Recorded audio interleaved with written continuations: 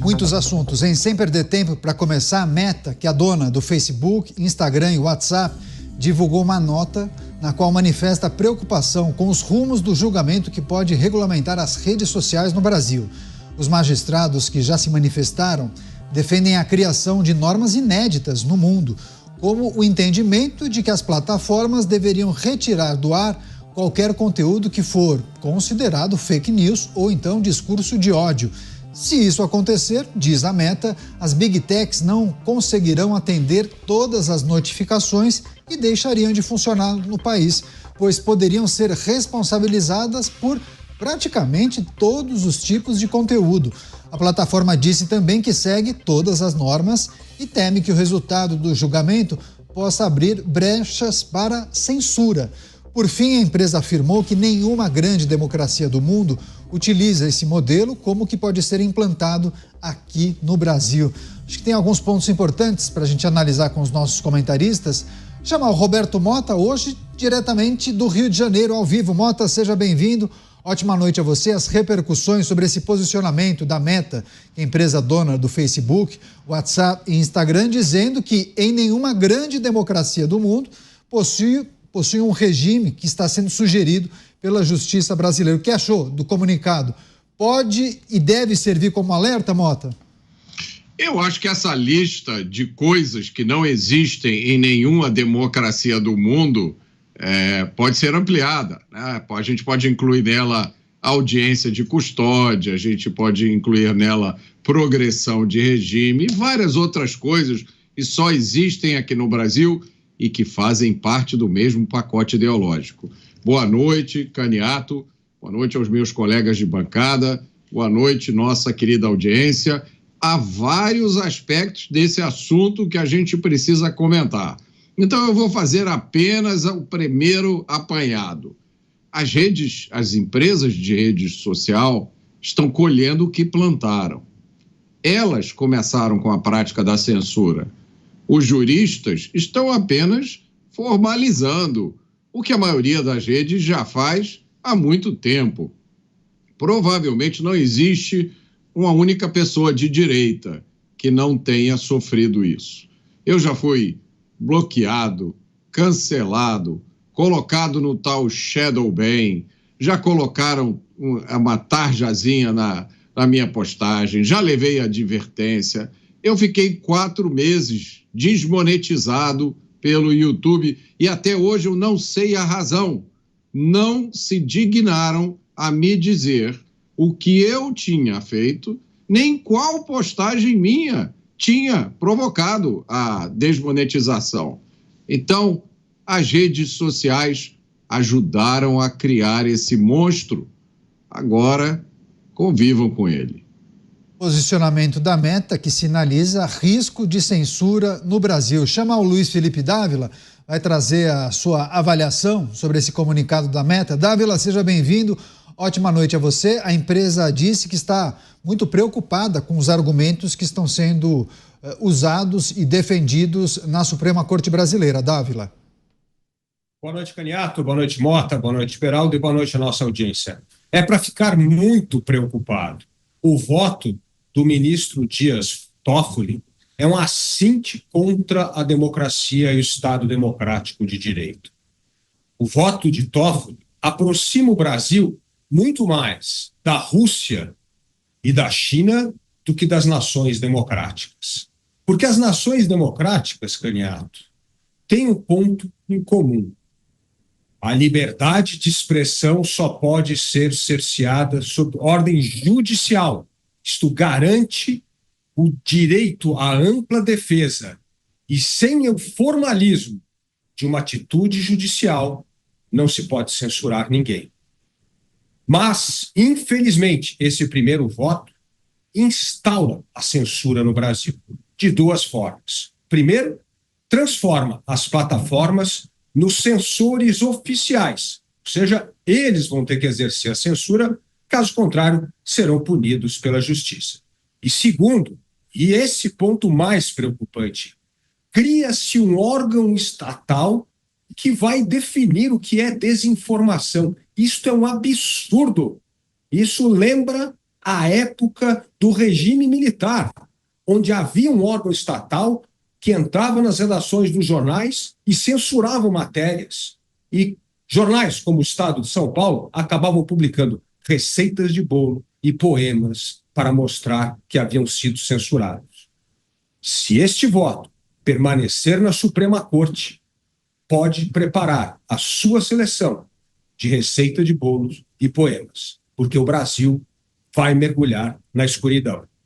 Daqui a pouco eu vou chamar o Cristiano Beraldo, ele também vai fazer uma avaliação sobre esse posicionamento da Meta. Eu só vou retomar com o Roberto Mota, trazendo um outro ponto desse comunicado. Mota, a Meta, que é a empresa de Mark Zuckerberg, disse que pelas propostas que foram apresentadas até aqui, as plataformas serão incentivadas a remover esses conteúdos de forma preventiva, para evitar qualquer tipo de responsabilidade. E aí eu queria que você fizesse uma projeção, Mota, sobre o que poderia acontecer para aproximar esse julgamento do dia a dia das pessoas. Então, qualquer coisa que a pessoa publique é passível, então, de ser suspenso, retirado pela própria plataforma para evitar qualquer tipo de problema futuro, é isso?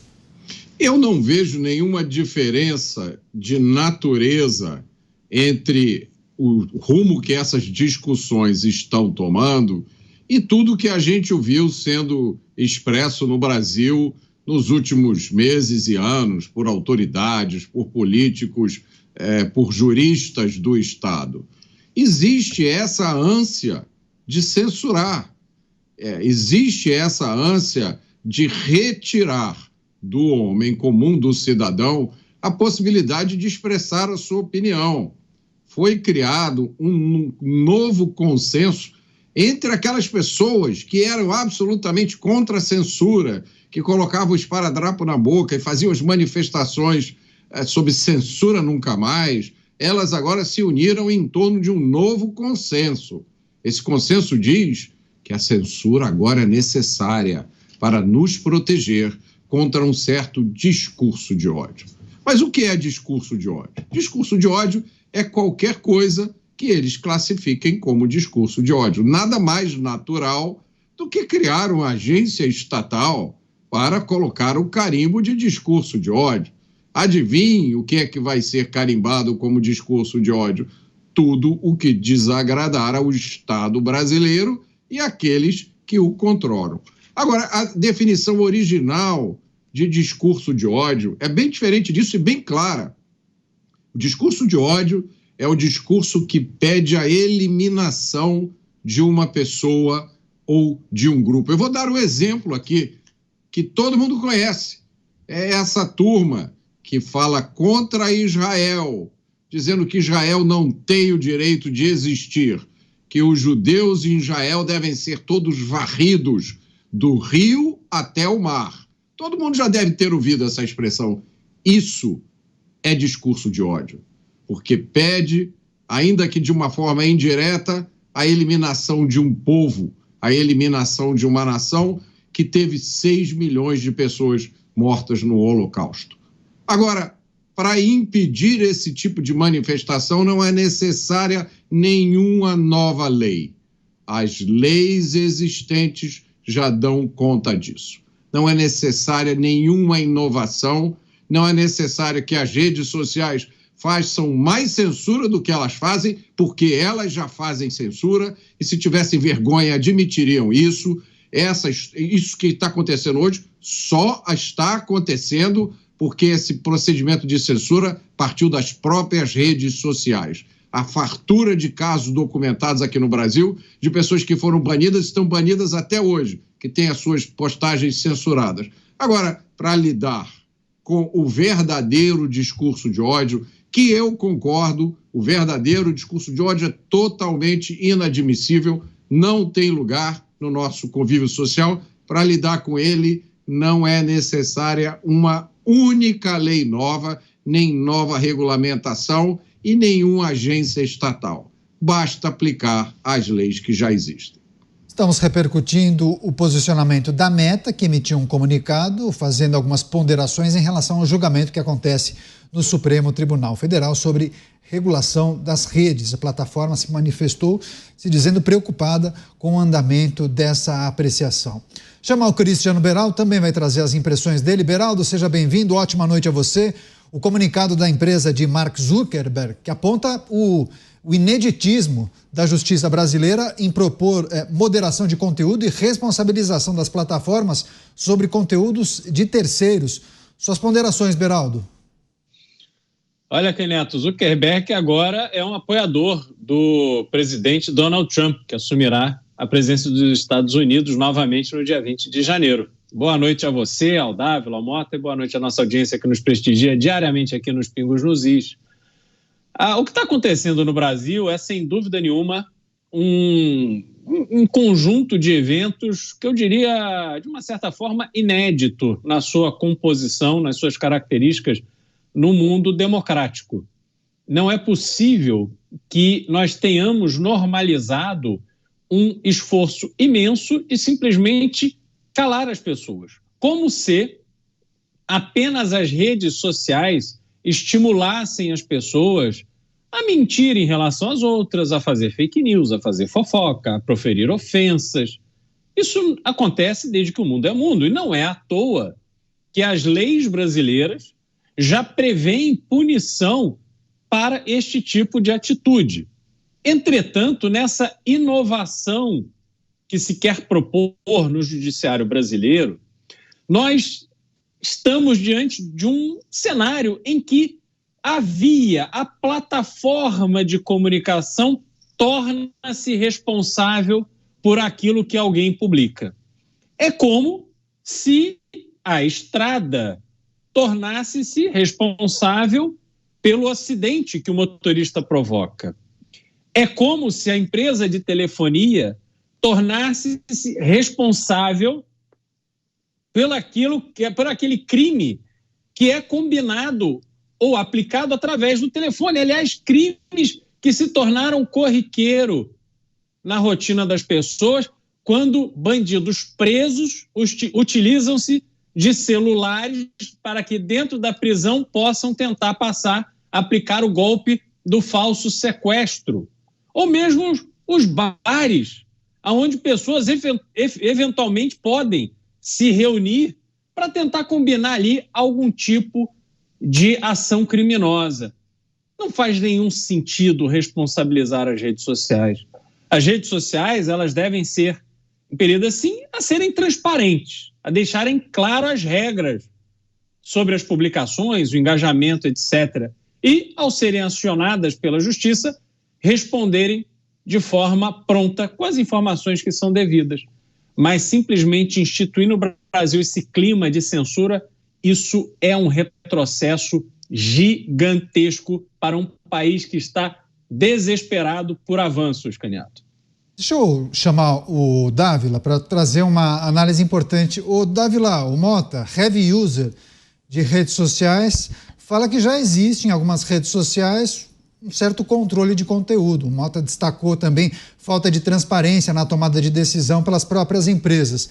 Eu queria que você fizesse uma projeção, um exercício para o nosso público, Dávila. Caso essas teses se confirmem, essas teses que se consolidam com os votos que a gente pôde acompanhar nessa última semana, o que o usuário das redes sociais pode esperar? Que tipo de tomada de decisão as redes poderão realizar para retirar, por exemplo, conteúdos inofensivos? Renato, duas coisas podem ocorrer e de alta gravidade. Primeiro, as redes sociais vão tirar tudo do ar sem ordem judicial ao seu bel prazer, com medo de retaliação. Isso pode criar uma enorme judicialização. As pessoas sendo ofendidas vão entrar com processo na justiça. E esse enxame de judicialização pode fazer com que essas plataformas simplesmente, em última instância, se retirem do Brasil, porque o custo de operar no Brasil torna-se inviável.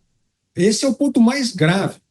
E eu queria fazer um ponto aqui ao que o Mota mencionou, que tem uma diferença brutal entre uma rede social, que é uma organização privada, vetar alguém, e a pessoa que se sentir ofendida pode ir à justiça e querer ou processar a plataforma. Agora, quando isso é institucionalizado na lei do país, isso é uma ditadura. Isso é outra coisa, gente. A gravidade é muito maior. Uma coisa é você se sentir cerceado no seu direito individual e querer processar o provedor, querer entrar na justiça. Outra coisa é onde você não tem onde recorrer, porque agora o ordenamento jurídico do Brasil institucionalizou a censura. Isso é muito grave. E o silêncio da imprensa é algo que me chama muita atenção, Caniato, porque a imprensa começa a atuar como isso aí é um problema de plataforma. Isso aí vai respingar em todos nós, porque amanhã a pessoa que você entrevistar, aquele que escreveu um artigo de opinião no jornal, vai sofrer a mesma punição. É muito sério o que está acontecendo. E eu espero que o Supremo Tribunal Federal não embarque nessa canoa furada do voto do Toffoli, reveja o posicionamento, porque o Brasil não pode ter a institucionalização da censura por meio do Supremo Tribunal Federal. Isso é um absurdo. Não pode acontecer isso. Nós não podemos deixar isso acontecer no país. Só trazer mais um trecho desse comunicado da Meta, já passo para o Mota, mas a Meta faz o seguinte alerta, que as empresas que cuidam das redes sociais, que administram as redes sociais, passariam a ser duplamente penalizadas, caso naturalmente esse entendimento se confirme. De um lado, pelos conteúdos que não forem retirados e, por outro, por remover publicações que estariam de acordo com os padrões da empresa ou que tinham sido aceitos pelos usuários quando eles criaram as contas. Mota, o posicionamento e os alertas da Meta em relação à retirada de conteúdos e essa onda de judicialização, seja por conteúdos retirados e por outros não retirados, né? Eu quero comentar o comentário do Dávila. Evidente que existe uma diferença entre a censura feita pelas redes sociais e a censura determinada pelo Estado brasileiro, pelas mais altas instâncias do Estado brasileiro. É evidente. Eu não minimizei, não quero minimizar a gravidade do que está acontecendo. Eu só quero chamar a atenção para a hipocrisia das empresas de redes sociais. A gente não pode deixar que elas saiam nessa história como se fossem heróis de defesa da liberdade. Elas não são. Eu sofri isso e testemunhei muitos casos de pessoas que tiveram a sua liberdade cerceada por decisão das empresas de rede social. Que moral que elas têm agora para fazer um manifesto em defesa da liberdade? Me desculpe, isso é autointeresse.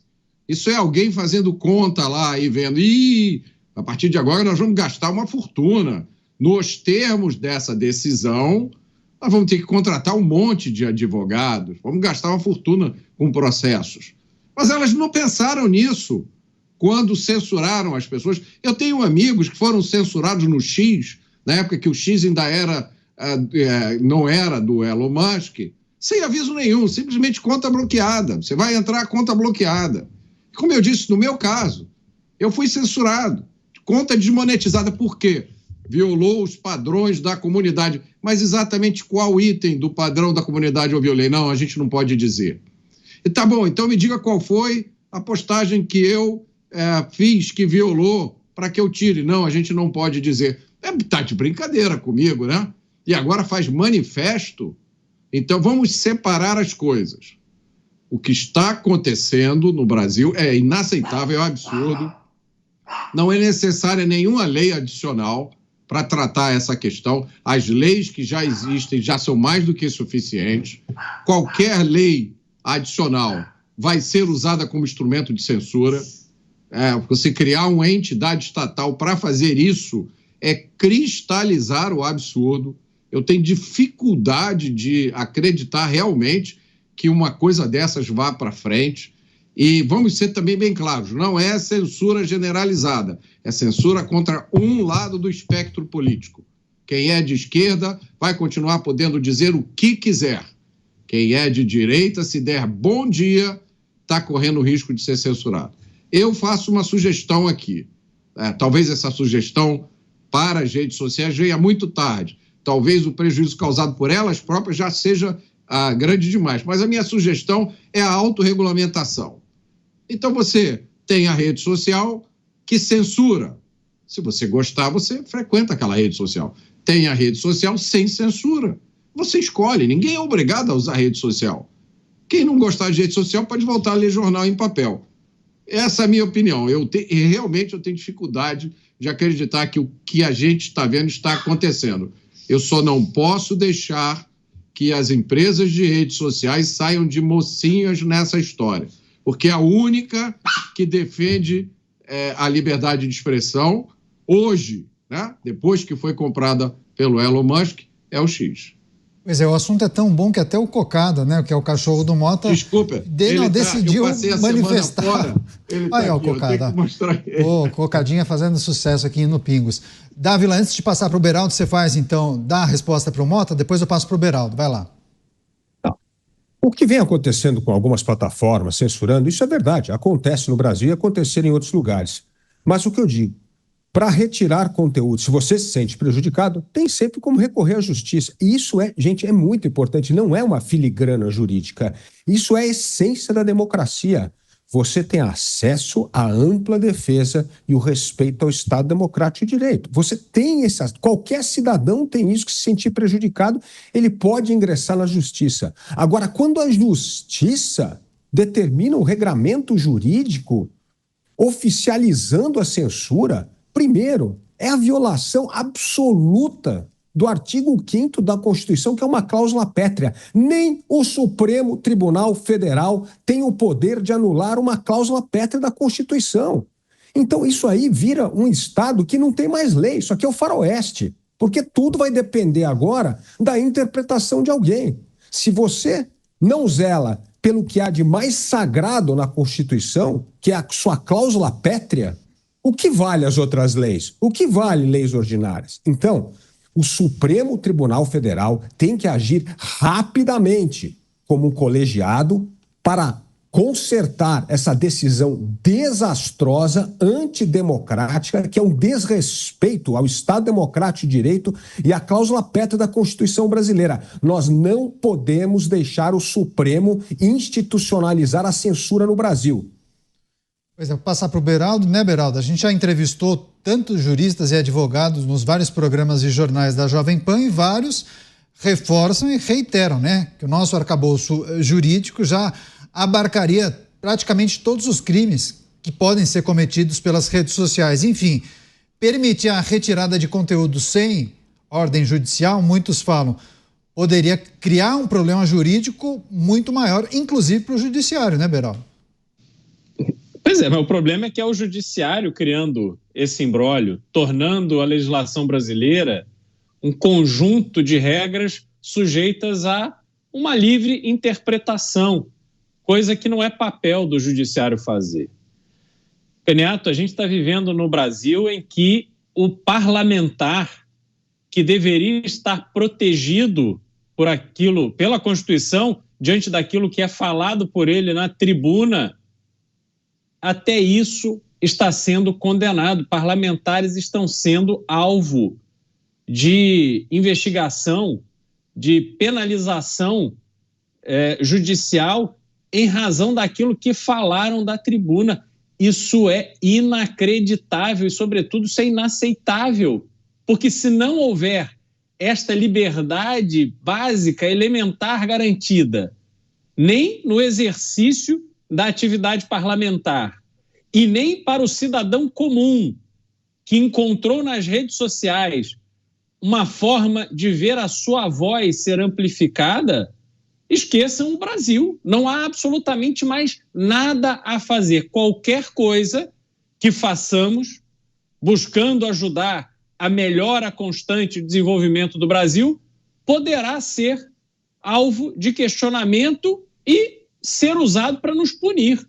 Então, Caniato, nós que fazemos da nossa fala, das nossas opiniões, a nossa profissão, a nossa atividade, temos que ficar extremamente atentos e preocupados, porque o que está sendo montado no Brasil é algo que nos impedirá de exercermos de forma livre o nosso ofício.